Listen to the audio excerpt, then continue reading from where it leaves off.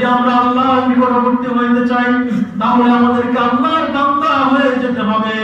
মেরাজের ঘটনা থেকে আল্লাহ রাব্বুল আলামিন আমাদেরকে শিক্ষা দিতে চান যে জীবনে কখনো নিজেকে বড় মনে করবা না, নিজেকে শিল্পপতি মনে করবা না, নিজেকে বড় মনে করে ক্ষমতাদার মনে করে ফেরাউন টিকে রাখতে পারে নাই। সে পৃথিবীর সবচেয়ে শক্তিশালী রাজা ছিল, সেও পারে নাই। সুতরাং তোমরাও মসজিদ মাদ্রাসায় যখন আসবা আল্লাহর সাথে আদব রক্ষা করে চলবা।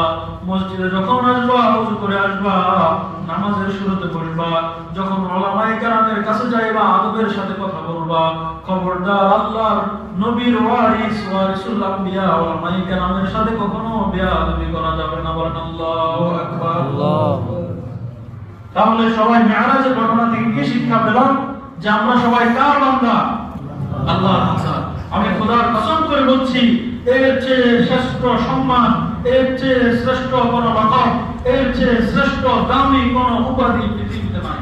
বলেন আল্লাহু আকবার। যে আমি আল্লাহর গোলাম, আমি একজন বান্দা, এর চেয়ে দামি উপাধি। আমাকে আল্লামা বলেন, মুফতি বলেন, মুহাদ্দিস বলেন, এগুলো হলো ছোটখাটো একটা গালি। কিন্তু আপনি যদি আল্লাহ রাব্বুল আলামিনের বান্দা হিসেবে, কার বান্দা? আল্লাহর বান্দা, পাওয়ারটা কত?